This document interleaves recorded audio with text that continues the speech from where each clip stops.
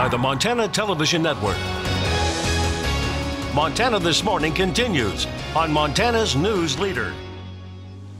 This afternoon, President Trump meets with members of Congress where he's likely to face some to-the-point questions about remarks following his meeting with President Putin. I'm Laura Podesta with details on the comments that one former CIA director called treasonous. 2 Bozeman police officers are injured and several others are called in just to arrest one man. I'm Mallory Peoples with MTN News, and I'll tell you what he faces now in court. 6:30 on this Tuesday. Chet Lehman, Missy O'Malley with you. Matt has our forecast in a moment. Our top story this half hour, President Trump back in the United States after his tumultuous trip through Europe. That's right, but the fallout comes from comments during his press conference with Russian President Vladimir Putin, and it's expected to continue. CBS's Laura Podesta explains. President Trump questioned his own intelligence community after meeting privately with Russian President Vladimir Putin in Helsinki on Monday. They said they think it's Russia. I have President Putin. He just said it's not Russia.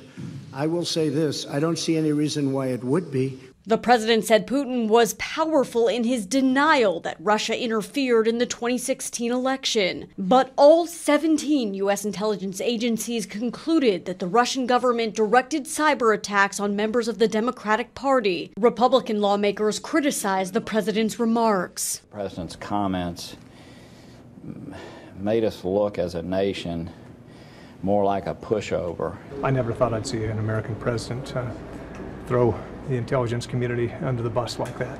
Democrats claim President Trump is compromised. Americans are scratching their head and saying, if that's not the explanation, that Putin has something on it, what is it? What the heck could it be? The president denied that in an interview to Fox News before leaving Finland. If they had it, it would have been out. Putin admitted he wanted Mr. Trump to win the election. Yes, I did. Yes, I did. Because he talked about bringing the U.S.-Russia relationship back to normal. President Trump blamed the Mueller investigation for putting U.S.-Russia relations at an all-time low. Laura Podesta, CBS News, New York. Now, while flying home aboard Air Force One, the president tried to clarify his statements in a tweet saying, quote, "As I said today and many times before, I have great confidence in my intelligence people," unquote. However, I also have recognized in the order to build a brighter future, we cannot exclusively focus on the past. As the world's 2 largest nuclear powers, we must get along, unquote.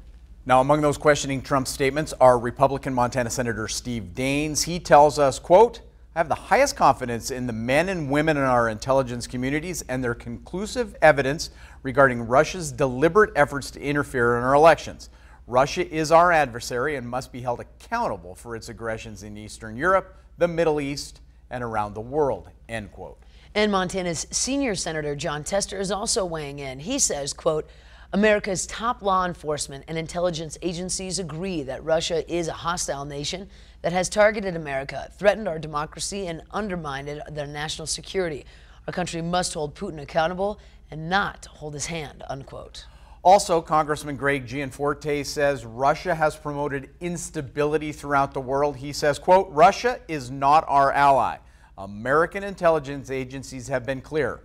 Russia has interfered and continues to interfere in our elections, and we must defend ourselves, counteract whatever they do, as President Trump promised in March." Kind of staying on theme here for a moment, we have new information on an upcoming visit to Billings by Vice President Mike Pence. Pence will be joined by the Senate candidate Matt Rosendale for a rally in support of the recently passed tax cuts. The event will take place Tuesday, July 24th at 9:30 in the morning at the Montana Pavilion at Metro Park.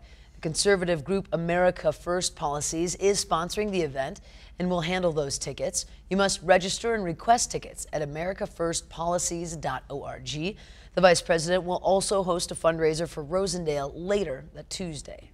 6:34 now, our ally Matt Elwell joins us. We've been alive for Depending a long upon time, what the forecast is today. We've been alive for a long time. Meddling in my forecast. Sorry, people. Temperature-wise, we're doing okay. Into the 40s and 50s. I'm probably going to get a letter for that. I'm guessing there's going to be a meeting later this week. Oh, boy. One of many to come, I'm sure. Looks like a few passing showers in the area this morning. Shouldn't be a big issue. Now I'm all choked up. Thunder showers possible for the afternoon and early part of the evening. We do have a hot, dry forecast, including a chance for maybe some fire weather to be present in parts of Montana. We'll, of course, outline your complete forecast coming up. Thank you, Matt. Now, coming up on 5:35, our top local story for you. 2 police officers in Bozeman are recovering after being attacked by a domestic violence suspect. Officials say it took several officers to subdue the 6'4" suspect who had a .13 alcohol content following his arrest. MTN's Mallory Peebles was in court when the bail was set for Thane Gray. 3 days after his arrest, Thane Gray appeared here in court with a black eye and bruising over his face. All right, state your name, please, for the court. Gray faces 3 felony charges for allegedly attacking 2 officers Friday who were responding to a domestic abuse call. Court documents say he punched, kicked, and hit his girlfriend with a mop handle. I've been told that when she went to the hospital, she had welts basically all over her body. An affidavit says when 2 officers arrived at the scene, Gray was uncooperative. An officer then kicked the door open, and court documents say that's when Gray punched the first officer in the face, breaking his glasses and knocking him down the front steps and into a tree. Police Chief Steve Crawford says that prompted a struggle. This was really intense ground fighting for a number of minutes.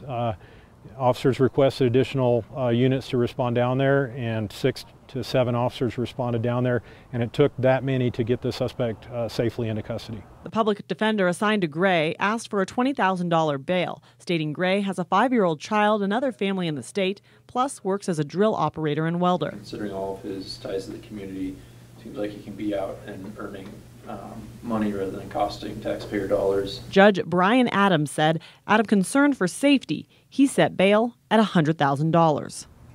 If he cannot post bail, he will remain here while his case proceeds. His next scheduled appearance is in August. Reporting from Bozeman, I'm Mallory Peebles, MTN News.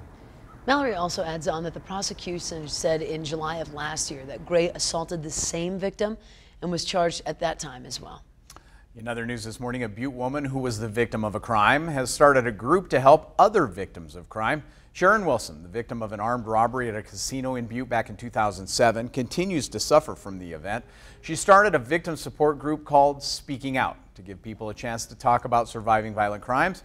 Wilson says she often relives that robbery. There's little things that'll trigger it. You read something in the newspaper about a robbery, it's back in your mind. You're at some place and you see somebody in a dark hoodie, you're thinking about it again. I'm constantly looking for exits in a room when I enter somewhere now. She says people who wish to join her group can reach her at her Facebook page called Living Our Story. That's very healthy. I think that's a very cool thing. I love that too. We've made it to that point in the week where we share a Montana-made product with you. And aquatic wheelchairs, pool lifts, and shower seats have given those with mobility issues opportunities to access pools, lakes, baths, showers, and even the ocean. Now, at the heart of all of this, a Missoula-based company. In this week's Montana Made, Ken Lutzen introduces us to Aqua Creek Products, where water access equipment is constantly evolving. Since 2002, Aqua Creek Products has been helping the disabled, the elderly, or just people struggling to get around these days. Aqua Creek has provided people with a certain quality of life, access to bathing themselves, swimming with friends, or even trudging through the sand to be closer to the ocean. And the company is not just helping people here in the U.S. We do container loads to England, container loads to Australia. We do South Africa, South Korea, Hong Kong, Croatia, Germany, Switzerland, Spain. We ship all over the world. But a company that now has worldwide reach started from humble beginnings. It's really been like one step at a time. We started with just one lift design, and now we have about 15 or 16 different designs. And we've grown from 2 employees to 44 now. Brian says creating a product that works efficiently and effectively for people in need is one reason this company is so successful. Well, one of the big advantages to the type of lifts we build, it enables handicapped people to get access to amenities that you and I and I guess normal people would enjoy that they couldn't use otherwise. In Missoula, Kent Lutzen, MTN News. Now we're told if you need aquatic assistance equipment, call the number on your screen, 888-687-3552 for more information. That's incredible. That's a great They're deal. doing a lot I had no of idea that was really coming out of amazing Missoula. I love that. Good Very stuff. cool, very cool. It is time for a quick break, but when we return, we look at Mike Dennison's part 2 of wind power energy. Today, we're looking at the status of local projects that are taking aim at bigger markets outside the Montana borders. Before we check in with Mike, let's check in with John Dickerson for a look at what's coming up at 7 o'clock on CBS This Morning. Good morning. Ahead on CBS This Morning, we have the growing backlash from the U.S.-Russia summit. We'll talk with Republican Senators Ben Sasse and Rand Paul. They're on opposite sides of the reaction. And CIA insider Michael Morrell about President Trump's statements. And Carter Evans is in Hawaii with the lava explosion that hit a sightseeing boat.